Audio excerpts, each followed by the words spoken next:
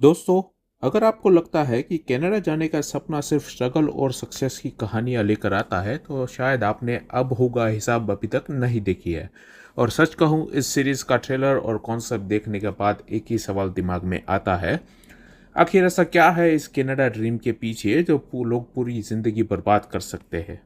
तो अगर आप सोच रहे हैं कि ये सीरीज़ देखनी चाहिए या स्किप करनी चाहिए, तो वीडियो को एंड तक ज़रूर देखना, क्योंकि देखने से पहले हम आपको बताएंगे कि अब हिसाब होगा वाकई आपका टाइम डिजर्व करती है या फिर ये सिर्फ ओटीटी पर आई एक नई एवरेज थ्रिलर वेब सीरीज़ है।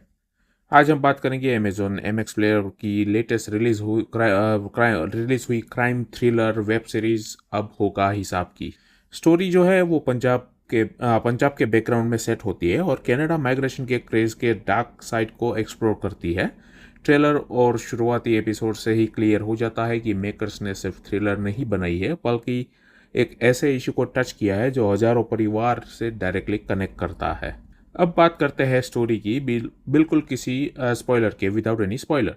तो सीरीज के सेंटर में दो भाई हैं, बॉबी और बंटी। बॉबी अपने छोटे भाई के लिए एक बेटर फ्यूचर चाहता है और उसे कनाडा भेजने का सपना देखता है, लेकिन जब हालात कंट्रोल से बाहर निकलने लगते हैं तो गोल्डी शेको नाम का एक पावरफुल कैरेक्टर कहानी में एंटर करता है और तब कहानी एक खतरनाक मोड़ ले लेती है।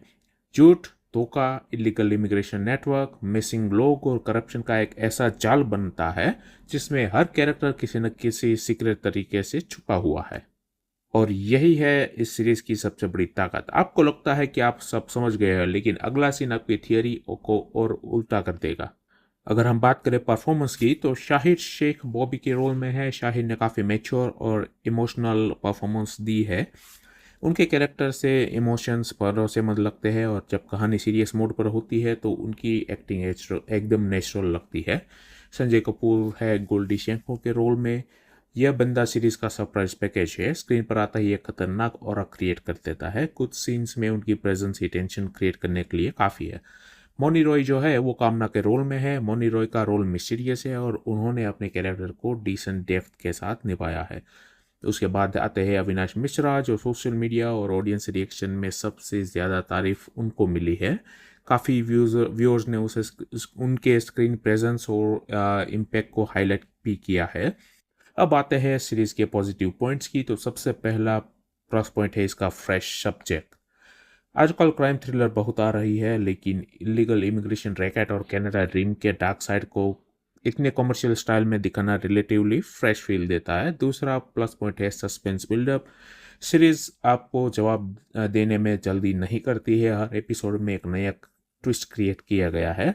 और तीसरा प्लस पॉइंट है स्ट्रॉन्ग विलन प्रेजेंस। जितना स्ट्रॉन्ग विलन होता है उतना ही एंगेजिंग थ्रिलर बनता है, और यहाँ पर संजय कपूर का कैरेक्टर काफ़ी इम्पैक्टफुल लगता है।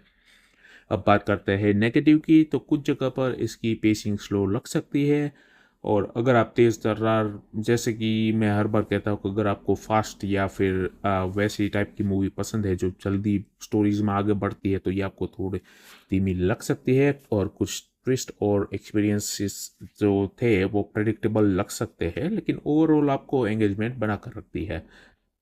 अब बात करते हैं फाइनल वर्डिक्ट की। तो अगर आपको पंचायत टाइप की लाइट हल्की फुल्की कंटेंट पसंद है तो ये सीरीज आपके लिए नहीं है, लेकिन अगर आपको suspense, crime, investigation, dark secrets, betrayal और रिवेंज ड्रामास पसंद है तो अब होगा हिसाब एक डेफिनेटली वॉच डिजर्व करती है।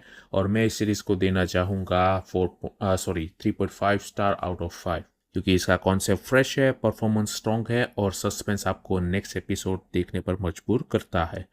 तो दोस्तों, ये था अब होगा हिसाब का स्पॉइलर फ्री रिव्यू। अब आप कमेंट करके ज़रूर बताना क्या आप इस सीरीज़ को देखने वाले हो या नहीं, और अगर आप ये सीरीज़ ऑलरेडी देख चुके हो तो आपको मेरी रेटिंग कैसी लगी, या फिर आप अपनी रेटिंग भी मुझे कमेंट में बता सकते हैं। ऐसा ही ऑनेस्ट रिव्यूज़ और ओटीटी रिकमेंडेशन और मूवी वेब सीरीज़ ब्रेकडाउन के लिए चैनल को सब्सक्राइब करना मत भूलना, क्योंकि यहाँ हम हर कंटेंट का हिसाब रखते हैं ताकि आपका टाइम और डाटा दोनों वेस्ट ना हो। मिलते हैं नेक्स्ट रिव्यू में, तब तक के लिए खुश रहे और हमेशा याद रखें किसी भी नए मूवी या वेब सीरीज़ को देखने से पहले यहाँ पर आकर उसका रिव्यू चेक करना ज़रूरी है।